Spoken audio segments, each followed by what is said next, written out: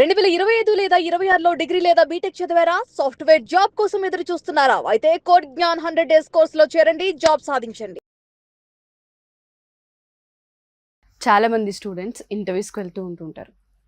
HR ఒక 30 సెకండ్స్లోనే candidate select అయ్యాడా లేదా అనేది అర్థమైపోతుంది వాళ్ళకని చెప్తూ ఉంటుంటారు. ఎలా జడ్జ్ చేస్తారు వాళ్ళు? అండ్ 30 సెకండ్స్లో అసలు ఏం చూస్తారు హెచ్ఆర్?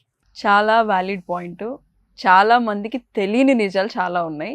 అంటే ఇలా కూడా జడ్జి చేస్తారా ఓ పర్సన్ని అని చాలా కన్ఫ్యూజన్ కూడా ఉంటుంది చాలా మందికి.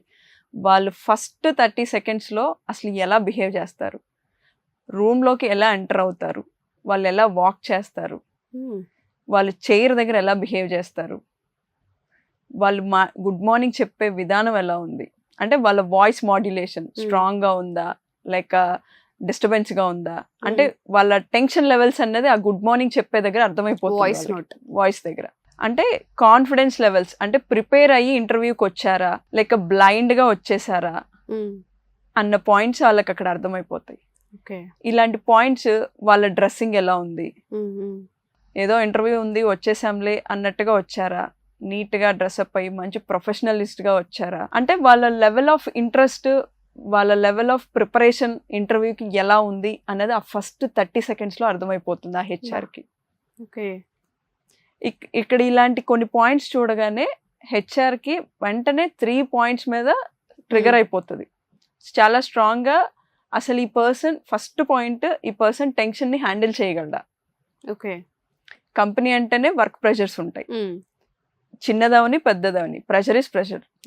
దాన్ని ఎలా హ్యాండిల్ చేయగలరు, అసలు ఈ పర్సన్ దాన్ని హ్యాండిల్ చేయగలరా లేదా, అంటే దాన్ని ఎలా జడ్జ్ చేస్తారు అంటే వాళ్ళు మాట్లాడే విధానాన్ని బట్టి, వాళ్ళు బిహేవ్ చేసేదాన్ని బట్టి అక్కడ ఆ క్లారిటీ వచ్చేస్తుంది హెచ్ఆర్కి. ఎందుకంటే ఈ పర్సన్ ఒక్కళ్ళే ఫస్ట్ పర్సన్ కాదు, చాలా వందల వేల మందిని వాళ్ళు స్క్రీనింగ్ చేస్తూ ఉంటారు రోజు. అలాంటివన్నీ చూసాక ఒక పర్సన్ జడ్జ్ చేయడం వాళ్ళకి 30 seconds is more than enough అని చెప్పొచ్చు. అలా ఉన్నప్పుడు వాళ్ళు చేసేదాన్ని, వాళ్ళ వచ్చి ఎంటర్ అయిన దగ్గర నుంచి ఆ ఫస్ట్ 30 సెకండ్స్లో వాళ్ళు బిహేవ్ చేసింది, వాళ్ళు వే ఆఫ్ ప్రెజెంటింగ్, వాళ్ళ రెజ్యూమ్ ఇచ్చే విధానం, ప్రతిదీ కూడా వాళ్ళు నోట్ చేస్తారు.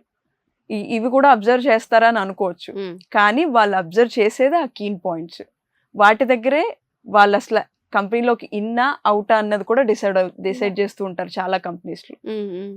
సెకండ్ పాయింట్, అసలు వాళ్ళు ఏ రకంగా ఇంటర్వ్యూకి వచ్చారు, ఎంతవరకు ప్రిపేర్ అయ్యి వచ్చారు, ప్రిపేర్ అయిన దాన్ని టీంలో కూర్చుని టీమ్ డిస్కషన్, గ్రూప్ డిస్కషన్స్లో ఎంత స్ట్రాంగ్గా పర్ఫామ్ చేయగలరు అన్నది కూడా చెప్పేస్తారు అక్కడ ఆ కొన్ని పాయింట్స్ చూడగానే. అంటే వాళ్ళకి పర్టికులర్గా గ్రూప్ డిస్కషన్ లైక్ కండక్ట్ చేయాల్సిన అవసరం ఉండదు వాళ్ళకి.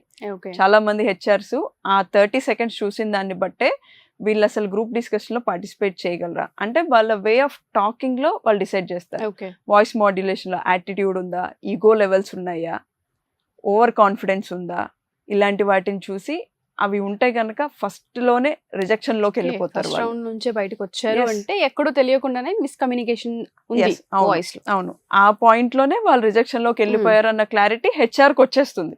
బట్ ఆ ఒక్కటే చూసి క్యాండిడేట్ ని జడ్జ్ చేయకూడదు అన్న పాయింట్ లో వాళ్ళు ఇంకొంచెం టైం తీసుకుని ఇంకొంచెం అనాలిసిస్ చేస్తారు. అంటే 30 సెకండ్స్ని చూసిన దాన్ని బట్టి జడ్జ్ చేసి పంపించడం కరెక్ట్ కాదు. ఓ క్యాండిడేట్ మనం ట్రస్ట్ చేసి ఇక్కడ వరకు వచ్చారు అన్నప్పుడు మనం ఇంకొంచెం టైం తీసుకోవాలన్న పాయింట్లో వాళ్ళు పేషెన్స్గా చేస్తూ ఉంటారు. బట్ వీళ్ళు ఏం చేస్తారంటే ఇక్కడ ఇంతకన్నా ఏముంటుంది, హెచ్ఆర్ రౌండ్ అంటే జస్ట్ రెజ్యూమ్ తీసుకుంటారు, ఇది చూసి పంపించేస్తారు అన్న పాయింట్లోనే ఉంటారు వాళ్ళు. కానీ హెచ్ఆర్ రౌండ్ అంటేనే ఫస్ట్ మేజర్ రౌండ్. వాళ్ళు నెక్స్ట్ కంపెనీలోకి ఇన్ అవుతారా లేదా అన్నది ఆ హెచ్ఆర్ రౌండ్లో బేస్ చేసి వాళ్ళు ఉండే విధానాన్ని బట్టి డిసైడ్ చేస్తారు.